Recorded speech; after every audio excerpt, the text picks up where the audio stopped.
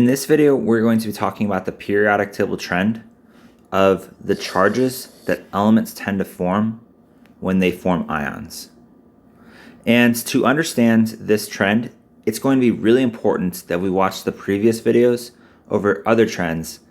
Specifically, it's going to be very important to know the trend for the number of valence electrons an atom has, and we need to be familiar with the idea of the octet rule. So real quick on number of valence electrons, all you're going to do is you're going to find an element on the periodic table and look at what column it is located under. So the first column can hold, all of these elements here can hold one valence electron.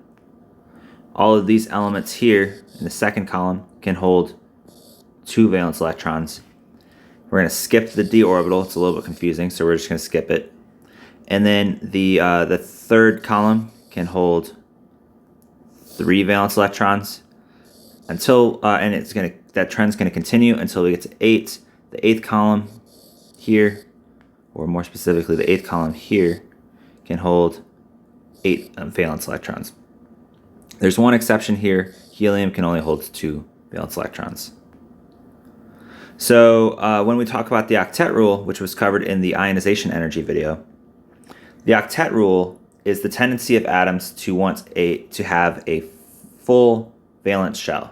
For most elements, that's going to mean 8 valence electrons. But as I just pointed out with helium and a couple of these other smaller elements, specifically it'll be elements with an atomic number of 5 or lower, they're going to want to have only one shell they're going to want to only have one shell that is full, and that first shell, recall, can only hold up to 2 electrons. So again, this first shell here, the reason why I only have 2 electrons written in the first shell is because the first shell can only hold up to 2 electrons. So again, the octet rule is the tendency of atoms to want to have 8 valence electrons. 8 is the magic number that makes them happy. That's why we've got our smiley faces drawn here. 8 is every atom dreams of having 8 valence electrons. It is their goal in life to get to 8 valence electrons, and that is what makes them happy. So really important for as we start talking about the charges that elements tend to form when they form ions. I am going to, for this trend, I could go left to right or right to left. I think I'm going to start here and go from right to left. I think it'll be a little bit easier, but it doesn't really matter. So we're going to start here on this column right here, and we call these the noble gases. The noble gases, they are known as being the least reactive elements on the entire periodic table. And that is because they have 8 valence electrons. So I have argon drawn here as an example. Argon has 8 valence electrons, and again, helium is the exception. It has only 2 valence electrons. But we could say that all of these, though, have a full valence shell. They have their valence shell, their outermost shell, is completely full. It cannot accept any more electrons. So when we're talking about the charges that elements tend to form when they form ions, think of the entire point of them forming charges is so that they can get to 8 valence electrons. So let's think about argon here. Argon, like all of the other elements here, has a full valence shell. So argon has 8 valence electrons. If we just said that the entire point of forming these charges is to get to 8 valence electrons, what charge do we think that argon going to have to get to 8 valence electrons, if it even forms a charge? Think about that for a second, maybe pause the video. And again, let's look back at what we have drawn. We have argon drawn here, and it already has 8 valence electrons. So if the entire point of forming a charge is to get to 8 valence electrons, if something already has 8 valence electrons, it doesn't want to form a charge. So in fact, these elements, all of these elements here on this column, They want to resist forming charges. They do not want a charge because by not having a charge, they have 8 valence electrons. So they do not want a charge. And in fact, we could say that these elements here do not form ions. So we're going to say column 8 elements, they do not form ions.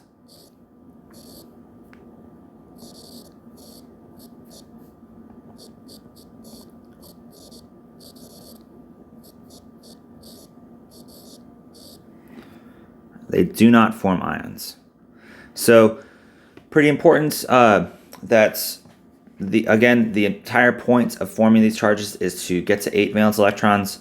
They already have 8, so they have no point in forming any kind of charge. In fact, they're going to resist for dear life. They're going to hold on to those electrons for dear life.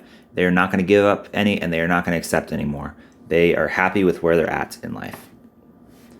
All right, let's move one over. So we had our first example was argon. We're going to move one over to chlorine and see what that looks like.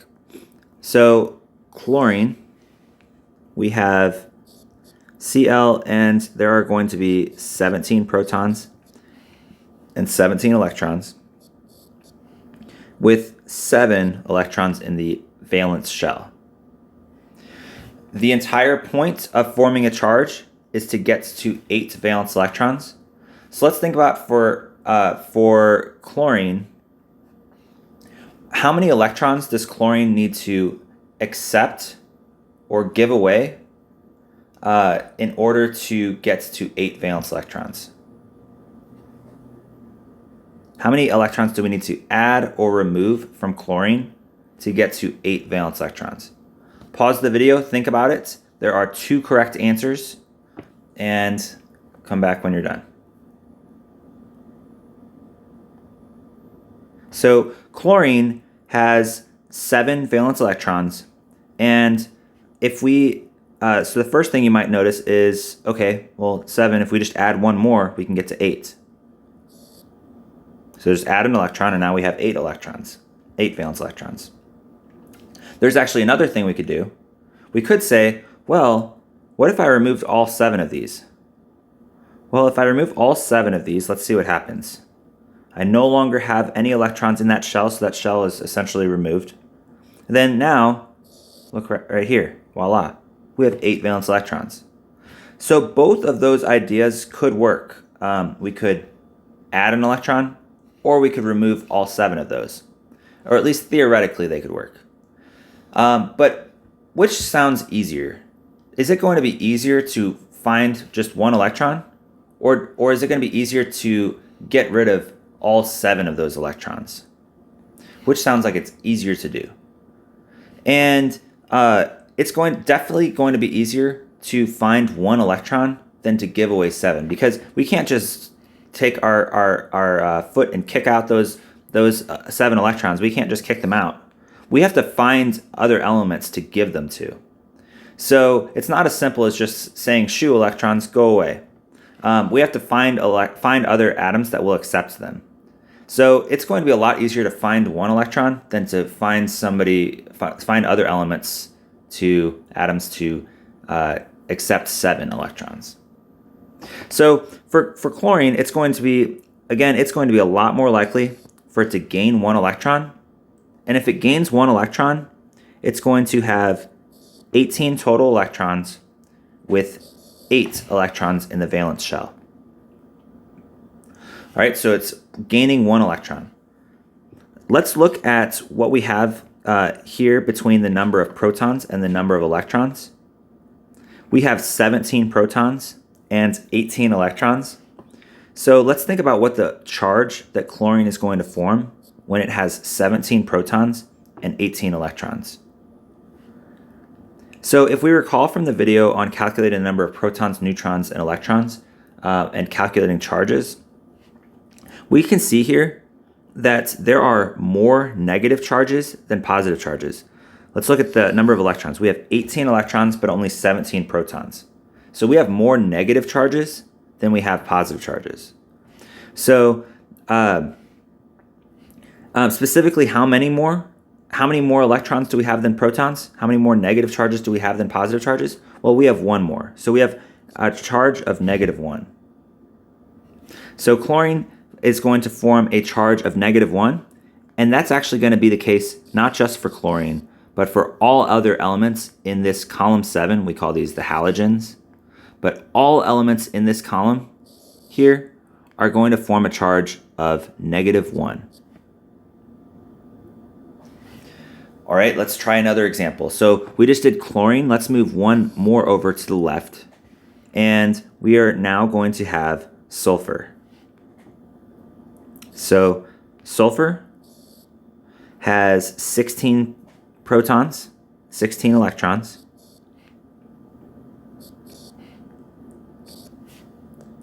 And 6 of the electrons are going to be in the valence shell.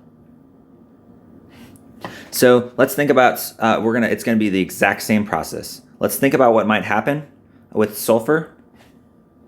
Is it going to, how many electrons does it need to gain or lose to get to 8 valence electrons, to get to 8 electrons in the outermost shell?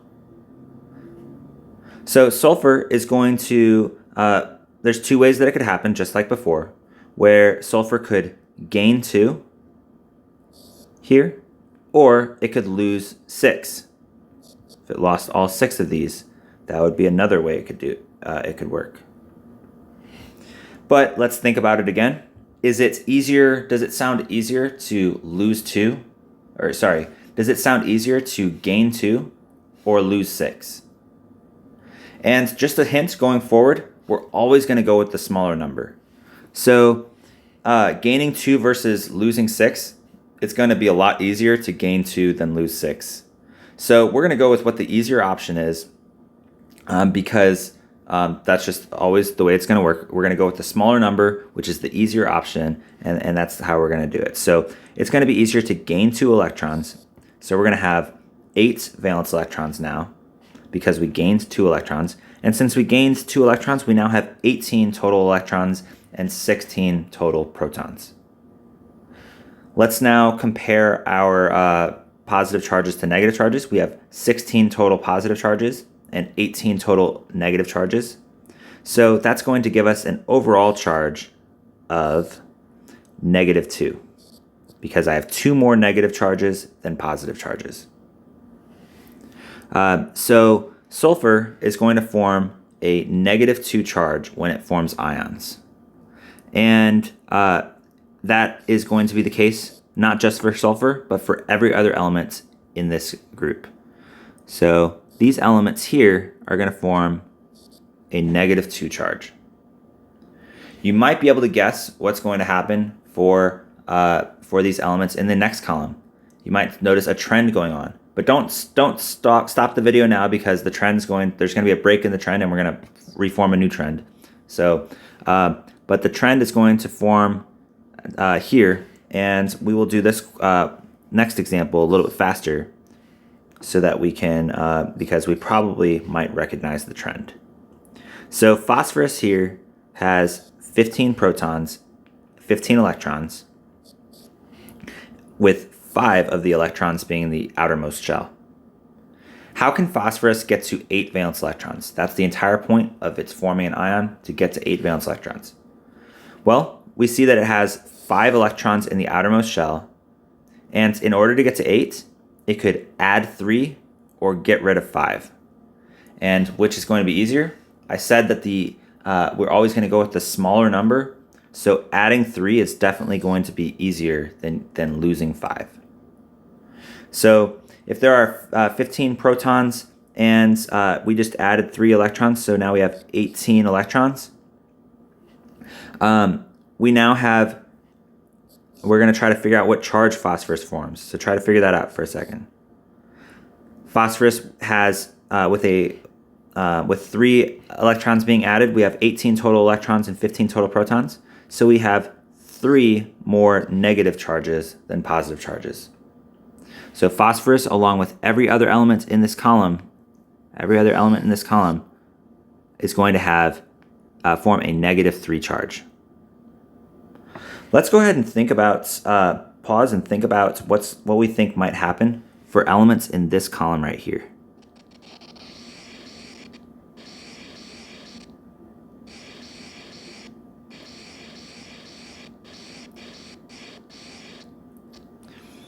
elements in that column right there, what is going to happen? So I'm going to draw out our example. So we've got, let's draw out our example. So we've got silicon here, and silicon has 14 total protons with 4 electrons in the outermost shell. 14 total protons, 14 total electrons, and 4 electrons in the outermost shell.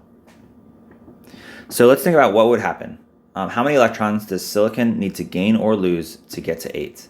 Pause the video, think about it. And we might say that silicon needs to gain 4, or if it gained 4, it's going to have 8. Or if it lost 4, that's another way it could get to 8. But remember how I was saying that we're always going to go with the smaller number? Because it's actually not possible, really, for an element to gain or lose too many electrons. The upper limit for how many electrons an atom can really gain or lose is going to be 3. So let's think a little bit more about what might happen with silicon and all other elements here in this column that I highlighted in purple. Are they going to, they can only gain or lose up to 3. But their goal is to get to 8 valence electrons. What can they do? Well, like we said, it is every element's goal to get to 8 valence electrons. 8 valence electrons is what makes them happy. It is their ultimate goal in life. They want to get to 8 valence electrons. But these elements right here are not able to get to 8 valence electrons. There's really not much that they can do to get to 8 valence electrons. So forming an ion is not going to help them. And they recognize that, and they are okay with it. They recognize that they are never going to be happy in life, and it's not ideal, but there's nothing they can do. So they're content with just being not happy. And they're just going to keep on living and doing their best, but they know that they're never going to be able to experience this joy of having 8 valence electrons. So silicon, we said that gaining 4 electrons or losing 4 electrons is just too many. The limit is 3. 3 is the limit. 3 is the limit. So since gaining or losing 3 is not going to help them at all, they are just going to be content with never being happy in life. And they are also, along with these noble gases, not going to form ions. They might be and this is a little bit more advanced, but they might be a little bit more likely to form ions than noble gases. Noble gases are pretty much never going to form ions. So I'll write this not in all caps, but they're still, for the purpose of this class, they're not going to form ions.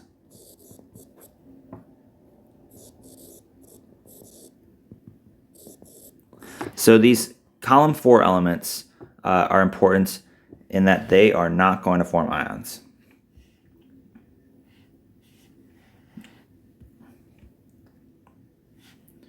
All right, so let's keep moving on. We're moving right to left. So our next column is going to be these elements here. We're going to say column 3. And our next example is aluminum. Aluminum has 13 total protons, 13 total electrons.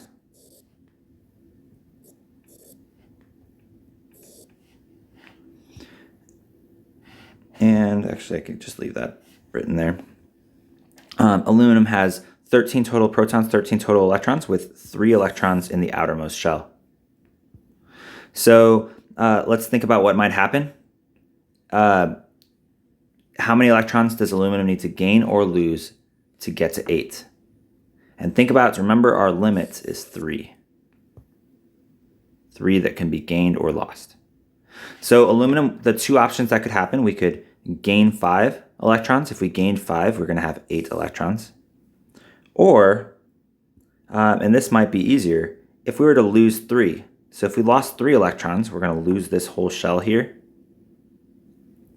And then voila, now we have 8 electrons in the outermost shell. So if I lost those 3 electrons, that means the number of electrons is now 10. And if I compare the number of protons to the number of electrons, we now have 3 more positive charges than negative charges.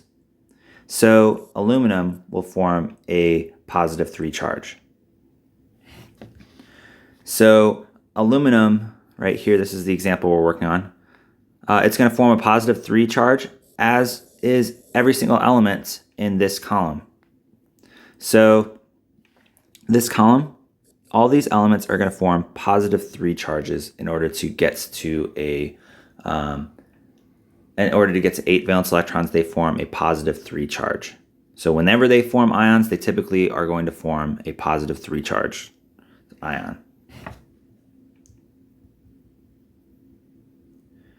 All right, let's move on to our next example. Our next example, so again, these elements here are going to form a positive 3 charge.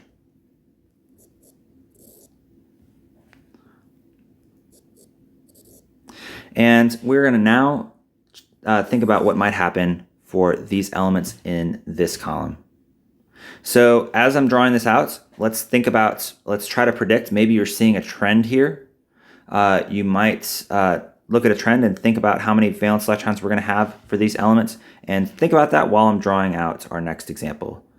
So our next example is magnesium. And magnesium has 12 protons and 12 electrons, with 2 electrons in the outermost shell. So what do we think is going to happen? How many electrons does magnesium need to gain or lose to get to 8? So one option is it could gain 6, but again, that's over the limits, so we're not even going to consider it really anymore. Gaining 6 would be too much, but something else it could do, it could lose 2. And if magnesium lost 2 electrons, it's going to look like this, where we now have 8 electrons in the outermost shell, and meaning we're going to have 12 total protons, 10 total electrons. And if we compare our charges, we're going to have magnesium, we have 2 more positive charges than negative charges, so we have a positive 2 charge overall.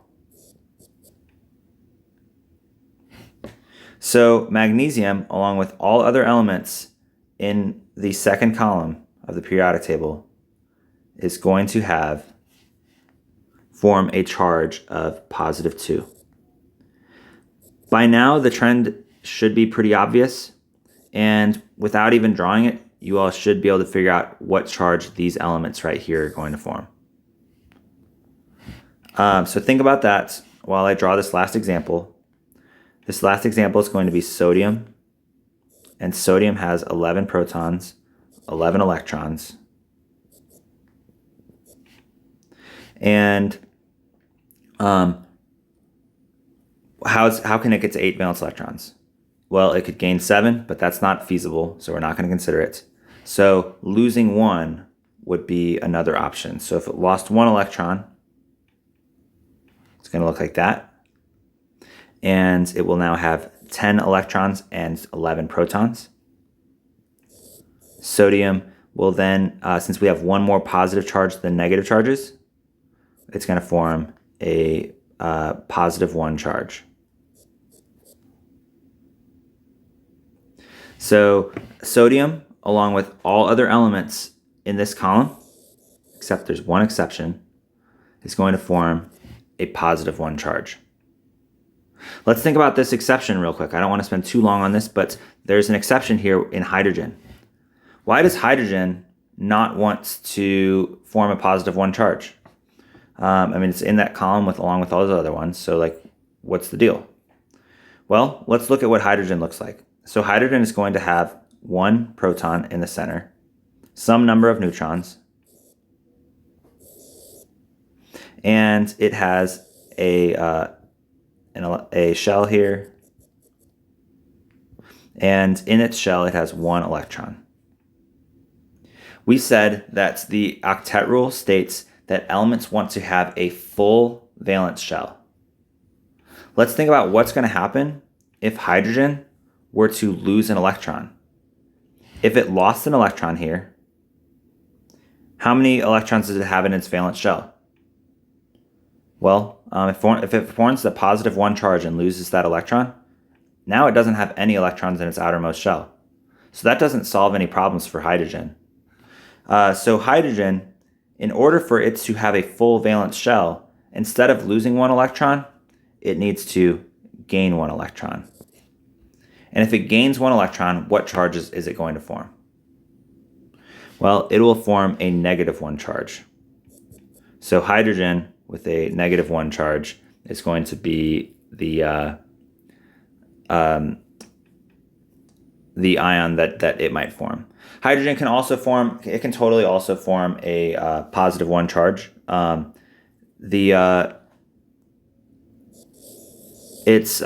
It can be, it can either will work for hydrogen. But in order for it to fulfill the octet rule of wanting to fill the outermost shell, it would form a -1 charge. But there's totally examples in biology and other stuff where hydrogen might have positive charges where it's just a proton by itself, or a proton and a neutron by themselves. All right, real quick now, we're going to talk about these transition metals. Transition metals, we've been skipping them. These elements right here, we've been skipping them for a lot of this semester because they are super confusing. But here, they're actually so confusing that all the chemistry teachers in the whole world came together and said, this is too confusing. We're just going to give the students the answer. And so essentially making them, honestly, the easiest ones. If you're not familiar with what Roman numerals are, it's just a numbering system. It's a very, very old numbering system.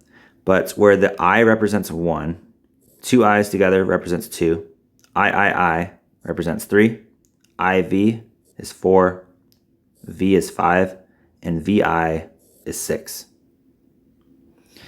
All right, so the reason why we've been skipping the transition metals is because there's so many exceptions, and they kind of behave a little bit more weirdly sometimes. And one of the weird ways that they behave for forming ions is that some of them can form multiple different ions to get to 8 valence electrons. So an example here is iron. If I have iron, there's 2 forms of iron, iron 2+ and iron 3+. Both are ions that iron will form. But how do we, if I were to just give us iron, how do I know which one it is, which ion it is? How do I know just from saying, hey, here's iron? Well, in any kind of test question or anything, the charge is basically going to be given to us. We're going to write it like this. So in a question, it would be written like this. So iron 2. And it would say, what charge does iron 2 form? Well, we're just going to look at what number it gave us, and that's going to be the number. So iron 2 is going to form iron with a +2 charge. How do we know that the charge is positive? Well, let's look at where it's located on the periodic table. If you notice, everything from here over to the left forms positive charges. It's also a metal, and metals typically form positive charges.